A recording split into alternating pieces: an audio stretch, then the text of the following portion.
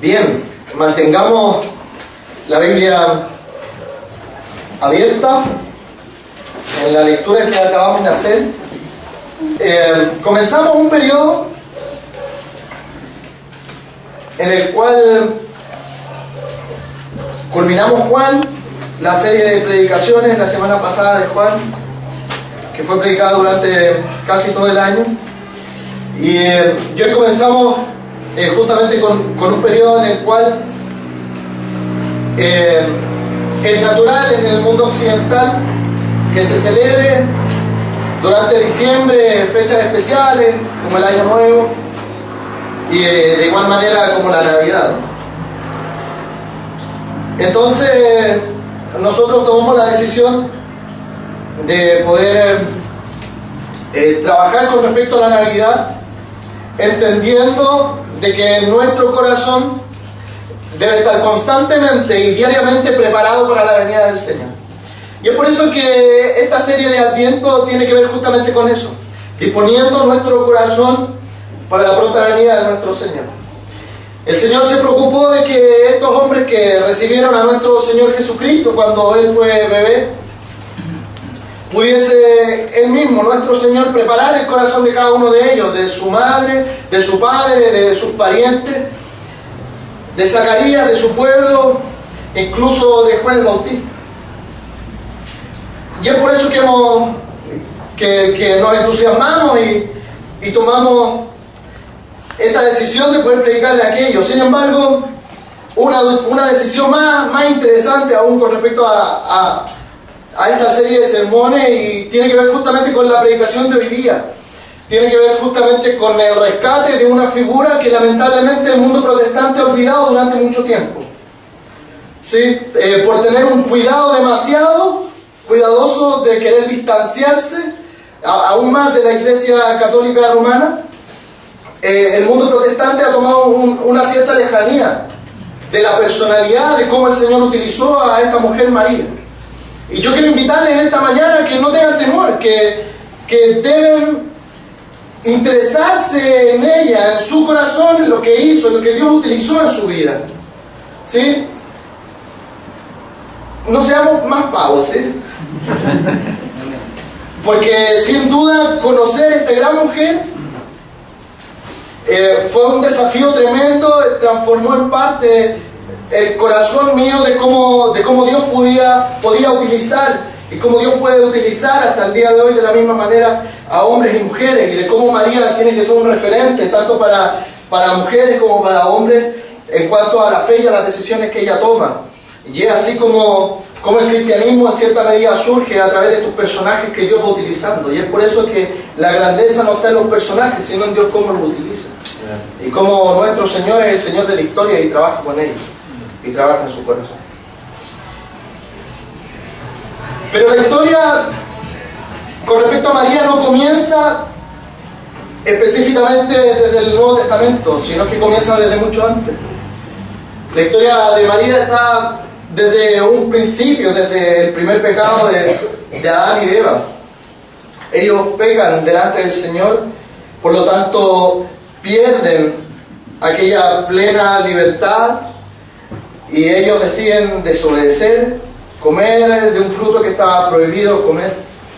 Y desde ese momento la humanidad toda queda relegada de tener una relación con Dios, de tener una relación excelente con su Creador. Incluso pierde en sí mismo el propósito de la propia existencia, y la humanidad desde ese momento pierde su propósito inclusive de existencia de ahí en adelante.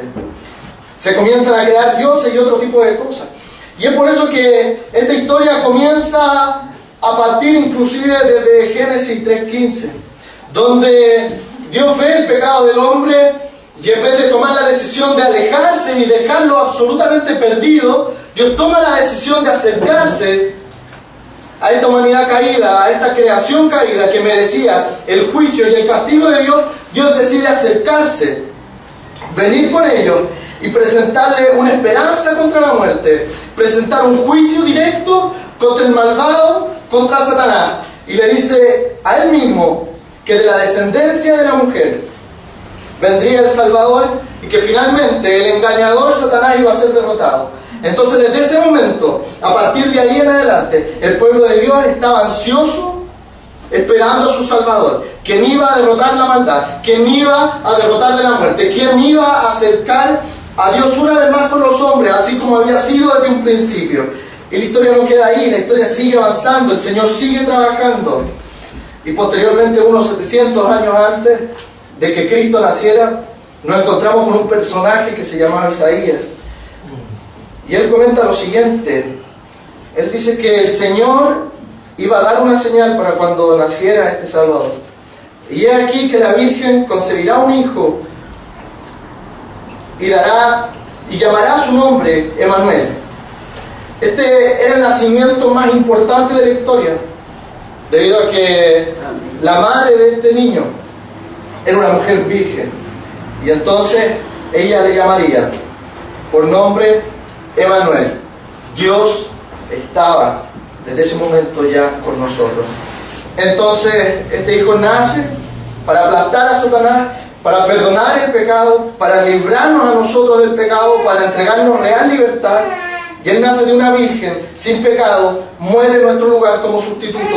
Él fue el cumplimiento de toda cosa oculta y misteriosa que había estado manifiesta desde los tiempos. Él demuestra su resurrección, sube a los cielos y da la noticia a Él mismo de que Él es el Señor, de que Él es el Salvador, que Él es el rescatador, nuestro Salvador, nuestro Rey y nuestro Señor. Además quisiera también aclarar algo, que nosotros como Cristo el Señor, nosotros creemos que existen los ángeles, creemos que hay ángeles que aman y que obedecen al Señor. De la misma manera que hay ángeles que no obedecen al Señor, que incluso sienten envidia a causa de la grandeza de nuestro Señor. Y a eso nosotros les llamamos los demonios, los cuales están encabezados por Satanás. Creemos en esto porque esto es lo que nos enseña la Biblia. También creo que es importante destacar que la Biblia tan solo menciona muy pocos nombres de estos ángeles. Justamente nombra a dos ángeles que cumplen con la voluntad del Señor, tan solo a Miguel y a Gabriel. Los demás no están, así que no se haga ilusión. Sin embargo, la Biblia trabaja y el Señor nos muestra que su plan está en un lugar específico, en una ciudad muy pequeña de aquel tiempo. Dios se preocupa hasta de lo más mínimo, de los más pequeños detalles que puedan haber. Dios se preocupa de ellos. Nazaret hoy día no es una ciudad como lo fue en aquel tiempo, en el siglo I, porque hoy día tiene más de 70.000 habitantes. En ese tiempo se dice que no había más de 35 casas construidas en Nazaret. Nazaret era como aquellas ciudades, como aquellos pueblos, pueblitos, como usted quiera llamarle, en los cuales uno va por la carretera hacia alguna ciudad y eso está en el medio, ¿no? Y un par de casas y hay una bomba de benzina y un restaurante donde solo hay churrasco y nada más, y donde incluso usted pasa y le da gracias a Dios por no vivir en ese lugar. Nazaret era una ciudad así. Nazaret era una ciudad así, era un lugar así. De verdad que sí. De hecho Nazaret no aparece en ninguna parte hasta aquí.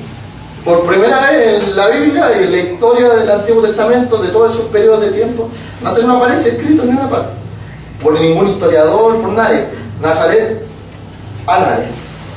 Y incluso Nazaret para mucha gente era tan repugnante, era tan chacho, por así decirlo, que en Juan, unas personas, sabiendo que Jesús se había criado ahí, dice: ¿puede salir algo bueno de Nazaret?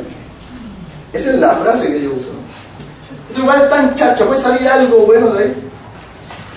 Bueno, todos diríamos que no, ¿no es cierto? Sin embargo, de Nazaret es donde viene nuestro Señor a encarnarse. Desde ahí Él aparece. Y es posible que en medio de esta ciudad tan pequeñita, de este pueblo, no sé qué otro nombre hay para un lugar así tan pequeño. ¿Villorrio? Villorrio.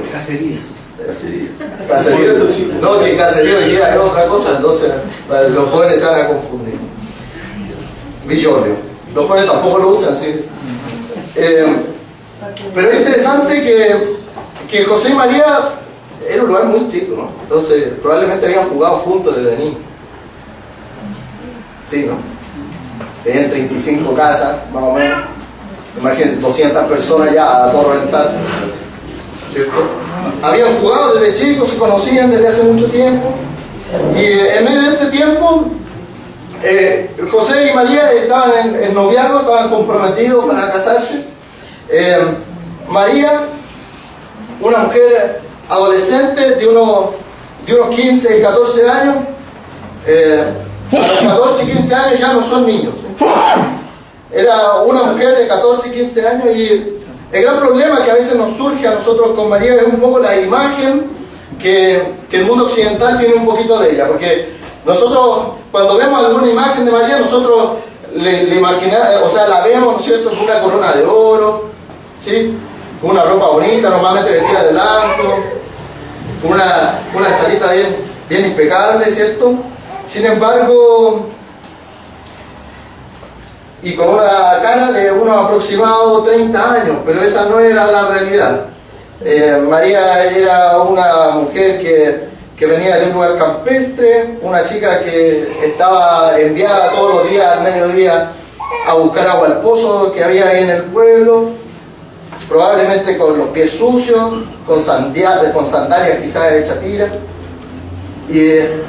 porque además en ese tiempo tenía labores que cumplir, pero además de eso, ella está planificando su boda. Qué sueño para la mujer, ¿no? ¿Sí? Y el coro militar también.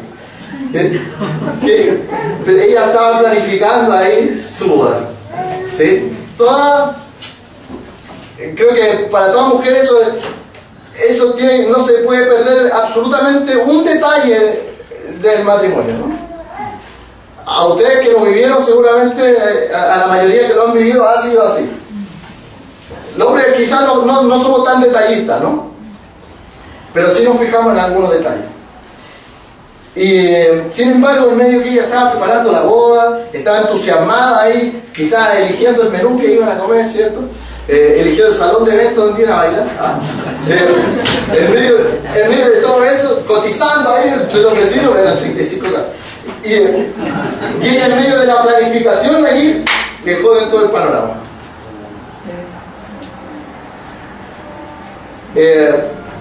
Yo tuve un primo que ellos estuvieron de novio y tuvieron que cancelar la fecha 3 veces, y a la cuarta vez se casaron.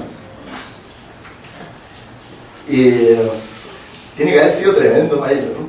Yo disfrutaba de su llamado telefónico y todo el puesto, pero uno porque es el primo, ¿no?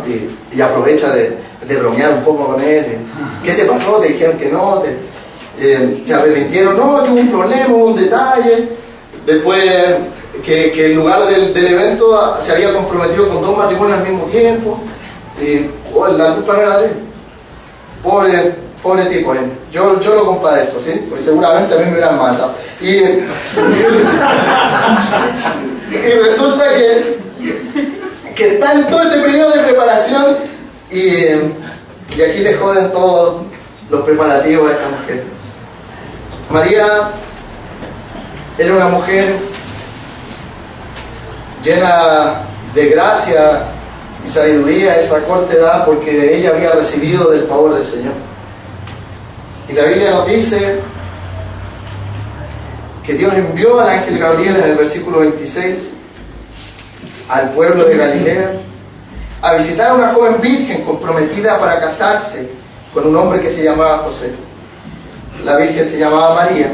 El ángel se acercó a ella y le dice: te saludo, tú que has recibido el favor de Dios, el Señor está contigo.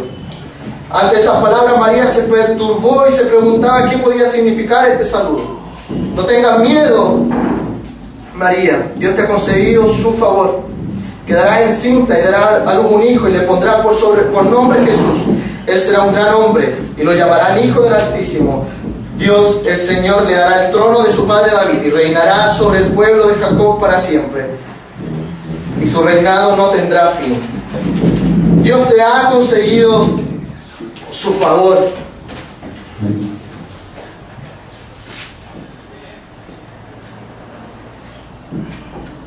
El que María haya sido una mujer favorecida es justamente un significado de cómo la gracia de Dios se interesa por las personas y cómo Dios mismo, su corazón se interesa por cada uno de nosotros. El Señor mira a toda la humanidad y de esa humanidad escoge a María para que fuera su sierva, aquella mujer en la cual Él iba a derramar de su gracia. María es una receptora de la gracia, pero no es tan distinta ni a ti ni a mí, porque Dios miró a la humanidad y te escogió a ti, no porque fueras tan bonito, ni porque tuvieras tantas cualidades, ni tampoco porque no tuviese ningún defecto, sino todo por el contrario, porque tenías mucho. ¿Por qué María recibe el favor del Señor y por qué tú recibes de la gracia del Señor constantemente? Simplemente porque Dios mira hacia abajo y manifiesta su bondad para con nosotros. Y no hay razón que abarque más allá de eso. No hay razón más allá que la misericordia, el amor y la bondad del Señor para elegir a cada uno de nosotros y utilizarnos para su servicio. No hay mayor bondad que esta, que Dios mira a nosotros y nos pueda escoger para que nosotros seamos receptores de la gracia. Dios no mira a esta mujer por su situación económica. Dios no mira a esta mujer por ser una mujer influyente, exitosa, una mujer importante. Dios viene a una ciudad terrible donde nadie quería habitar para escoger a una mujer y de ahí el Señor utilizarla. Dios no escoge un palacio para que Cristo pueda vivir en opulencia, en la riqueza, en el significado y ser una persona relevante, sino que en su lugar Dios escoge a María, y eso es lo significativo. Y es por eso que a nosotros no nos gusta la religión, porque la religión tiene que ver justamente con tu significado, con lo que significa para las demás personas, con cómo es tu éxito, cómo es tu carrera, cuál es la importancia de tu vida para que el Señor te quiera y el Señor te ame. El cristianismo tiene que ver con todo lo contrario, porque en el cristianismo es Dios quien rescata de lo que ha sido más desechado durante toda la historia. El Señor rescata de esa manera y el Señor nos favorece de esa manera. Nos favorece tan solamente por gracia. Y es por eso que Dios nos llena de amor que ninguna otra parte podría dársenos. Eso es lo que Dios hace. Y es por eso que no podemos dejar de cantar ni de adorar lo grande y lo maravilloso que es el Señor, porque Él nos rescata sin nosotros tener un mayor significado para el cielo, ni tampoco tener un mayor significado para el gobierno. El Señor nos rescata. Y el Señor nos usa, y el Señor nos mira, y nos llena de gracia, para que seamos agentes de esa gracia. Y Él le dice a María: tú vas a dar a luz un hijo y tendrá por nombre Jesús. Que eso quiere decir que Dios me salva de mis pecados. Tu hijo, María, será tu salvador, y no tan solamente tu salvador, sino que el redentor de toda la humanidad. Ese iba a ser Jesús. Dios lo usó de esa manera. Dios era el salvador de nosotros, y también incluso Jesús era el salvador incluso de su madre. Y María lo sabía, porque se llamaría Jesús, porque Él iba a ser el salvador. Si no, María, posteriormente, si nosotros creemos que María no tuviese pecado, María no haría un sacrificio, un sacrificio, un holocausto, cuando van a circuncidar a Jesús. Recuerden eso, ¿sí? No le vendan la pesca. María era una mujer como tú y como yo. Cometía errores, pero era una mujer llena de gracia, de la misma manera en que el Señor quiere trabajar contigo. Y es por eso que después María se presenta delante del sacerdote para presentar holocausto en la presentación de su hijo Jesús, para que él sea circuncidado, porque justamente sus padres tenían pecado.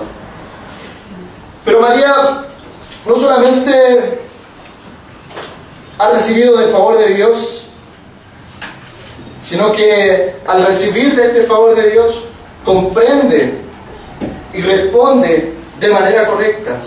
María, después que el ángel le dice quién sería su hijo, María responde: ¿cómo podrá suceder esto? Le preguntó María al ángel, puesto que soy virgen. Le invito a que en su casa, como el día del Señor, y yo sé que ustedes se preocupan de eso, en su casa ustedes van a poder estar invitados a leer Lucas 1, del 26 hacia atrás, en donde el Señor se aparece a Zacarías, una persona adulta que iba a ser padre. Y él le dice: ¿cómo podré yo estar seguro de eso? Yo soy anciano y mi esposa es de edad avanzada. Y el ángel le dice: yo soy Gabriel y estoy a las órdenes de Dios. Le contestó el ángel: he sido enviado para hablar contigo y darte buenas noticias, pero como no creíste en mis palabras. Zacarías fue un hombre incrédulo a pesar de que se le presente el ángel. Zacarías duda del poder que tenía el Señor para utilizarlo. María no lo hace. María hace la pregunta correcta, con un corazón absolutamente transformado. María no duda de este llamado, sino que María le pregunta: ¿cómo podría suceder esto? Queridos hermanos, lo que quiero enfatizar con esto es que María hace preguntas. María era una mujer que creía en el Señor, que creía en esta gracia, que creía en este poder de Dios, que sabía, aunque ella era virgen, que podía concebir a causa de que Dios era más poderoso que eso. Y María hace la pregunta correcta. María cree en el Señor. Ella no tiene incredulidad, ella hace preguntas. De hecho, nosotros los cristianos debemos hacernos constantemente preguntas, y a veces también hemos cometido ese error de decirle a nuestros hijos, de decirle a los jóvenes, de decirle a los más chiquitos, a los adultos: no pregunte, solo cree. Pero el cómo es importante. El Señor presenta un plan para tu vida y el cómo es importante. María no dice: esto no va a suceder. Ella pregunta: ¿cómo va a suceder? Porque ella quiere estar absolutamente preparada para esto. ¿Cuáles son nuestras preguntas? Por ejemplo, nosotros creemos que la Biblia es palabra de Dios inspirada por Él. Nosotros lo creemos. Y nosotros, para conocer aún mayor acerca de eso, nosotros podemos preguntar cómo la palabra de Dios es inspirada. Y nosotros sin duda vamos a aprender de eso. Cuando nosotros decimos, nosotros creemos que Jesús era Dios y era hombre al mismo tiempo, nosotros podemos hacernos la pregunta correcta: ¿cómo esto podía suceder? Y a través de la Escritura nosotros podemos aprender más acerca de eso. Nosotros no nos hacemos esa pregunta: no, yo no creo esto, así que cerramos nuestra mentalidad así como la de Zacarías. He conocido personas que es algo genial esto. Yo creo en Jesús, pero ¿sabes qué, Geo? Yo tengo dudas con respecto a esto. Sigo siendo un verdadero cristiano por tener dudas, porque la gente duda y se cuestiona, porque hemos encerrado la duda a un círculo y un espacio muy pequeño. No le hemos dejado que la gente pregunte para que ella crezca. Y debemos abrir nuestra mente y enseñarle a la gente a hacer preguntas correctas. Yo no voy a retar a nadie por hacer la pregunta X. Yo te voy a retar por las decisiones que tú hagas, ¿sí? Y es de la misma manera en la que el Señor actúa. Hay una diferencia grande con eso. Yo creo que Jesús es Dios, creo que Él se levantó de los muertos. ¿Y cómo? Y ahí vamos estudiando y conocemos que el Espíritu Santo le levantó de entre los muertos. Y hay un montón de preguntas en las cuales nosotros podríamos ir creciendo espiritualmente, acercándonos más al Señor, conociendo más a Dios a través de la raíz del cómo. ¿Cómo va a suceder esto, Señor? Y el Señor sin duda tiene un plan para tu vida, de la misma manera en que tenía un plan para María. Y la pregunta correcta es ¿cómo? María no le dice: mira, no sé si tú sabes, pero yo sé que tú eres un ángel y los ángeles no hacen bebé. María no hace esa pregunta. María no le dice, mira, y además, no sé qué pasa con los ángeles, pero las vírgenes no tienen guagüita. Ella no discute con el Señor. Ella no está en desacuerdo con Dios.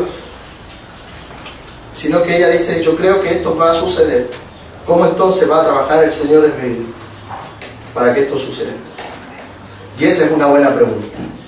Por lo tanto, María, esta mujer que está llena del favor de Dios, llena de la gracia de Dios, comprende lo que sucede y hace las preguntas correctas. Pero no solamente es eso lo que sucede en la vida de María. Incluso el Señor se dedica a responder tus preguntas sinceras. El Señor dedica tiempo en ti y le gusta hacerlo. Y le gusta que tú dediques tiempo en su palabra. Y el Señor va respondiendo. El ángel no se calla frente a esto, sino que le responde. El mensajero de Dios le dice cómo hacer. Y el ángel le responde, el Espíritu Santo vendrá sobre ti y el poder del Altísimo te cubrirá con su sombra. Así que al santo niño que va a nacer lo llamarán Hijo de Dios. También tu parienta Elizabeth va a tener un hijo en su vejez. De hecho, la que decían que era estéril ya está en el 6º mes de embarazo, porque para Dios no hay nada imposible. Y es el ángel que le aclara esto. El Señor está dispuesto a aclarar tus dudas. Ya no te cohibas más con las preguntas. Las preguntas son necesarias y suficientes para tu crecimiento. Que no te estanques. Que nadie te diga que no es bueno preguntar. Porque el Señor va a dedicar tiempo en ti porque te ama y seguramente va a responder. María era una mujer llena de gracia no solamente porque estaba dispuesta y hacía las preguntas correctas, sino porque además tenía una fe disponible para Dios y su identidad estaba ahí, escondida, en lo más profundo del corazón mismo de nuestro Señor. María responde a este llamado. Aquí tienes a la sierva del Señor, que Él haga conmigo como tú me has dicho. Con esto el ángel la dejó. Nuestra fe debe ser una fe dispuesta, una fe activa. Incluso debe ser una fe simple, pero viva. Al ser de Nazaret, era imposible que María pudiese tener estudios avanzados, ¿no? Quizás incluso era una mujer analfabeta. No tenía muchos recursos, pero lo que escuchaba de la Escritura ella lo sabía y lo guardaba en su corazón, y era por eso que creía en Dios. Sin embargo, quizás no tenía estudios, quizás no tenía riqueza, pero si había algo que ella tenía, era justamente la fe. El asunto es que nosotros, hoy día, tenemos mucha más información que ella, pero tenemos mucha menos fe que ella.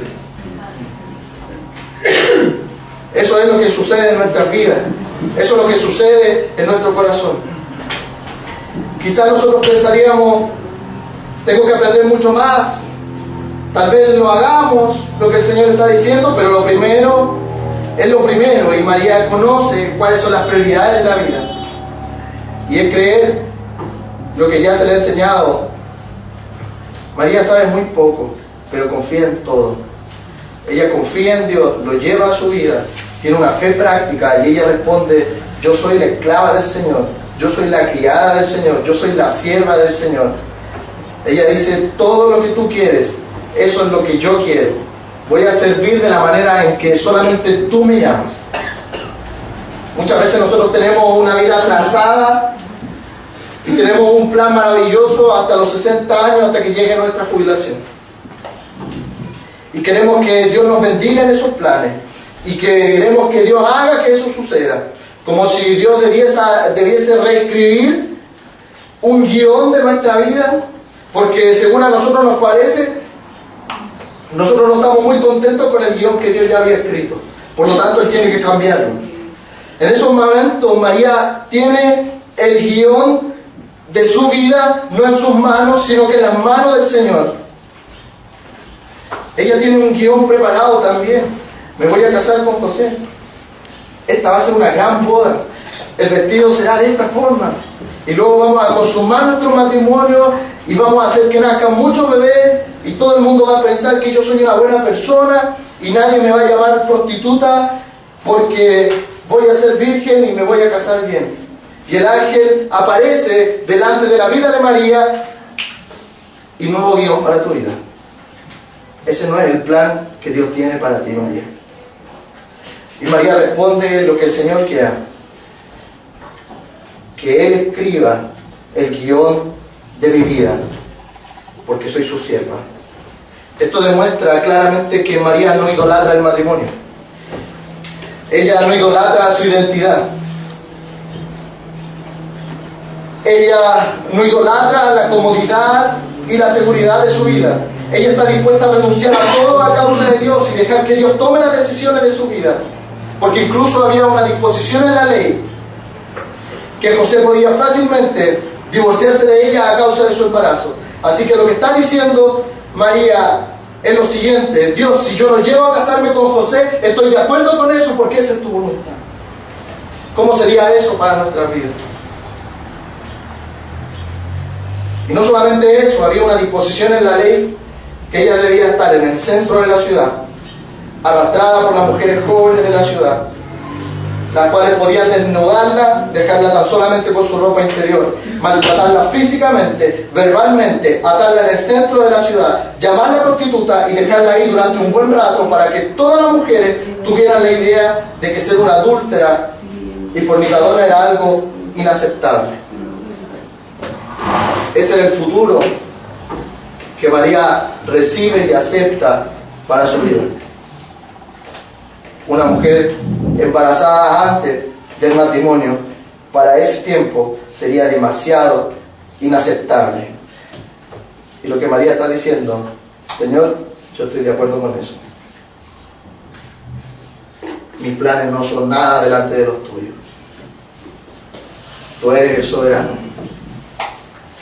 Haz lo que quieras conmigo, porque tú me creaste desde el vientre de mi madre. Tú me formaste. Voy a dejar, Señor, incluso que el amor que tiene José por mí se apague a causa de tu voluntad.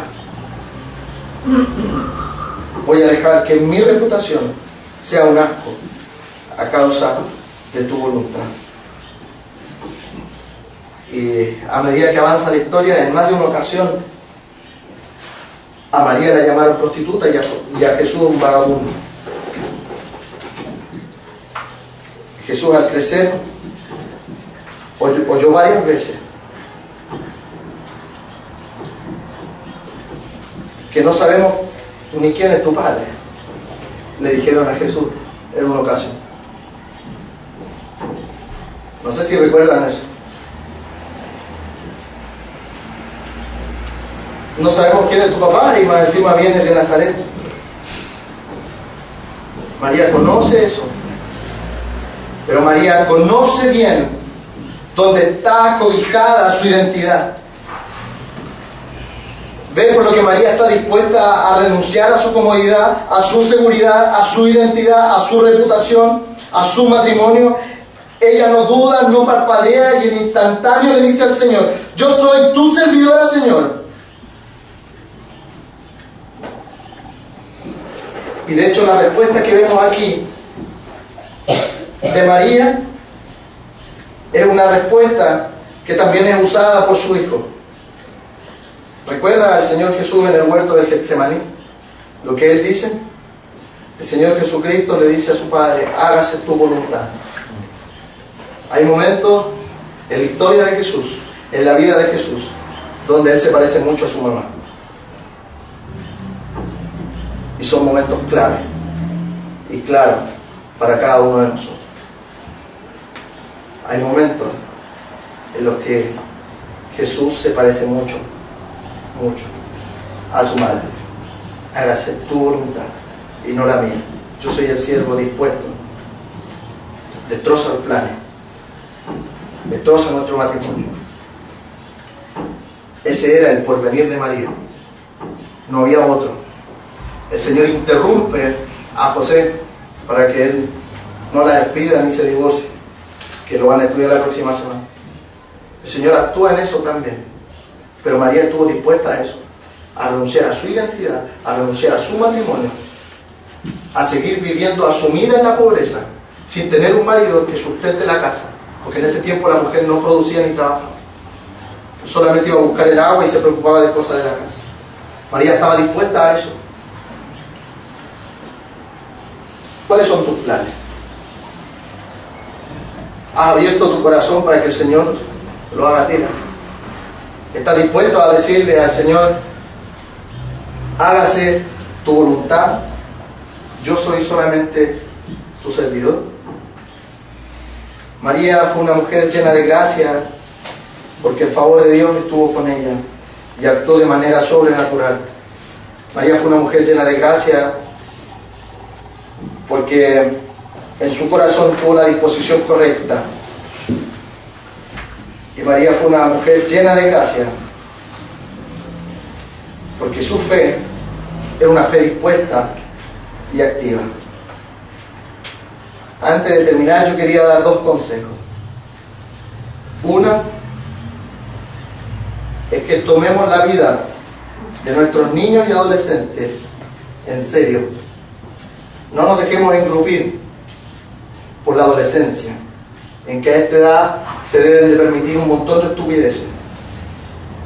No piensen, jóvenes, que a causa de tu corta edad, tus malas decisiones son correctas, porque en realidad tus decisiones lo único que manifiestan, más que tu edad, es quién es tu Señor y a quién tú sigues en tu vida. Tomen a María como ejemplo, en las cuales he manifestado el carácter de siervo y en donde sus decisiones están aferradas y manifiestan quién es su Dios. Y que si han cometido pecado, absolutamente Dios es justo, y es por eso que envía a este Hijo Jesús para ser el Salvador, no solamente de ella, sino que del mundo entero. Es por eso que María necesitaba también redención, y es por eso que este Hijo debía ser el Salvador. Tengan fe en Jesús, apliquen de la vida de María en sus vidas. Ya no sean más egoístas, ya no sean más narcisistas, ya no sean más consumistas como la mayoría de los jóvenes hoy, egoístas en su propio sentido, en su propio sentimiento, en su propio beneficio. Sino que ríndanse delante de los pies del Señor y tomen las decisiones correctas, porque las decisiones correctas no manifiestan tu edad, sino que en realidad manifiestan quién es tu Dios. Ese mismo espíritu que estaba con María y que cubrió a ella, también te cubre a ti. Toma el ejemplo de María y ese mismo espíritu transformará tu corazón y te enseñará día tras día quién realmente es tu Señor. Y quisiera dar un último consejo, porque trabajo con gente joven y no saben cuánto gozo hay en mi alma de poder hacerlo.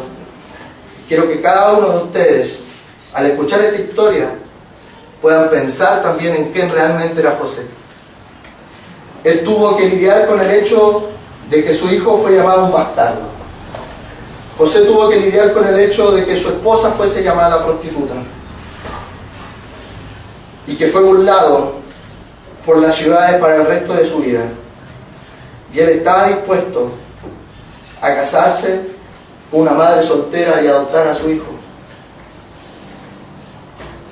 Quiero decir que para los que son solteros todavía, no deben pasar por alto la vida de José. Nunca descuiden el potencial de una madre soltera si ustedes la aman, porque el Señor lo que quiere es justamente rescatarla. Nunca duden del potencial de una mujer maravillosa como una madre soltera que se esfuerza por sacar a su hijo adelante, para que tu reputación no sea afectada. No descuides ese potencial, no descuides lo que Dios quiso para la vida de José. No dejes que eso impida a una mujer ser amada y cuidada por un hombre. Porque en esta historia hay un motivo suficiente para cuidar y para amar a una madre soltera, a una mujer soltera. Justamente porque nuestro Dios, hecho hombre, tenía una madre soltera. Y una de las razones por las que los cristianos siempre han de preocuparse por las madres solteras y la adopción de sus hijos es que se debe a que nuestro Dios fue un hijo adoptivo de José. Y eso es maravilloso. Así que hombres solteros, si tienen toda su vida planeada, deja que Dios rompa tu paradigma y que Él pueda dar una nueva secuencia de comandos para ti. Si tú has pasado por alto alguna excelente madre soltera, arrepiéntase de ese pecado. Porque hay mujeres solteras que aman a Dios, que han hecho un buen trabajo en su vida, que tienen un gran corazón. Usted debe casarse con una de ellas, adoptar a sus hijos para que puedan tener un padre cristiano, como un padre que Jesús también disfrutó. No pase por alto a estas mujeres solteras. Quizás María se preguntaba: mi reputación se destruye, amo al Señor, pero el pobre José va a tener que lidiar con vergüenza el resto de su vida. Pero ¿sabes qué? Para José, María no era una carga, era una bendición, era un regalo para su vida. Esta mujer, madre soltera, era un regalo para su vida. De la misma manera en que su hijo Jesús era un regalo para él, él sabía que era un hombre que fue honrado por Dios al tener a una mujer tan maravillosa como esta, una mujer así, soltera. He conocido a un par de jóvenes señoritas solteras que se han arrepentido de su pecado, sin embargo, se acercan, abren su corazón y no tienen mucha esperanza en formar una familia. Porque hombres solteros no están dispuestos ni a mirarla. Porque piensan que solamente eso es consecuencia de su pecado y deben cargar con eso. Sin embargo, esos hombres han olvidado que cada uno de nosotros somos agentes de redención y de esperanza, y no de juicio y condenación para ninguna de ellas.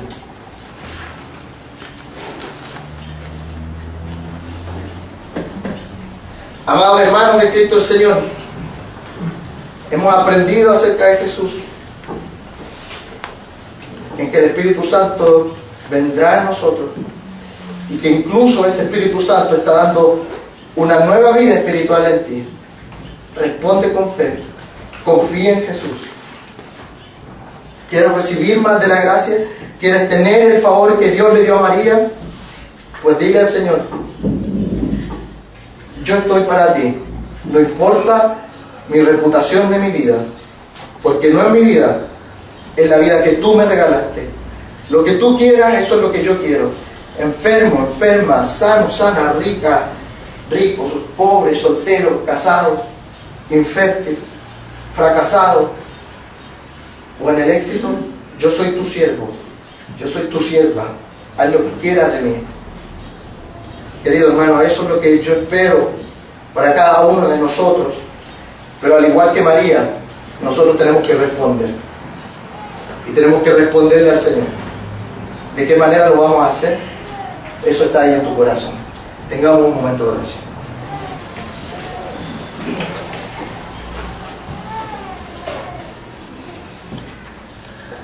Amado Señor, te damos las infinitas gracias, Padre, porque tu misericordia es grande y es para siempre. Te damos las gracias, oh Señor, porque de la misma manera en que tú llenaste de gracia a María, nos entregas de tu gracia a nosotros, Padre Santo. Te damos las gracias, Padre Celestial, porque de la misma manera en la que tu Espíritu Santo trabajó en la vida de María, está obrando en la vida de nosotros, oh Señor. Te damos las gracias, oh Señor, porque podemos conocerte. Y te damos las gracias, oh Señor, porque tú constantemente arruinas nuestros planes de nuestra vida, oh Señor. Te damos gracias, oh Señor, por todo lo que no nos das, oh Señor. Y te damos las gracias por lo que nunca nos darás.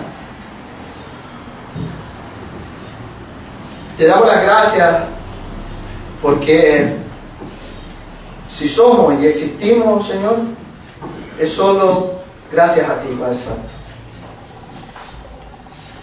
Padre, ayúdanos a reconocer cómo tú utilizaste y trabajaste en esta gran mujer. Ayúdanos, Señor, a como esta mujer estar dispuestos a seguir tu voluntad y tomar las decisiones correctas, oh Señor, y hacer las preguntas correctas, Padre.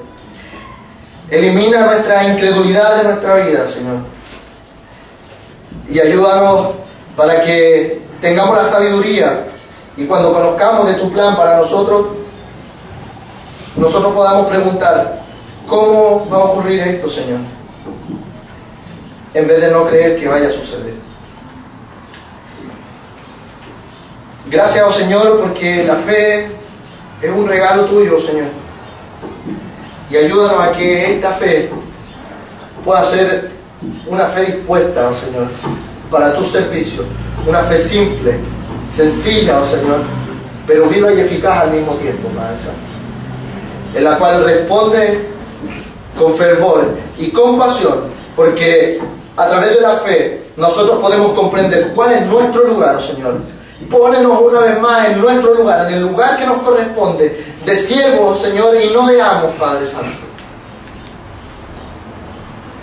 Rompe, oh Señor, nuestros esquemas de vida, oh Señor, para que sean los tuyos los que se cumplan en nosotros. Padre Santo, escribe tú el guión de nuestra vida, que no seamos nosotros quien lo escribamos, Señor. Y ayúdanos a mirar a María como un ejemplo de fe, más que como un objeto de fe. Ayúdanos a conocernos incluso más a través de ella, oh Señor, por medio de tu palabra. Ayúdanos a conocer en nuestro corazón por medio de tu palabra. Y rogamos, Señor, para que Cristo el Señor, como un solo cuerpo, esté en disposición, oh Señor, para que tú rompas sus planes y proyectos, oh Señor, y esté dispuesto a que se cumplan solamente los tuyos, Padre. En el nombre de Jesús oramos y te damos las gracias, Señor. Amén.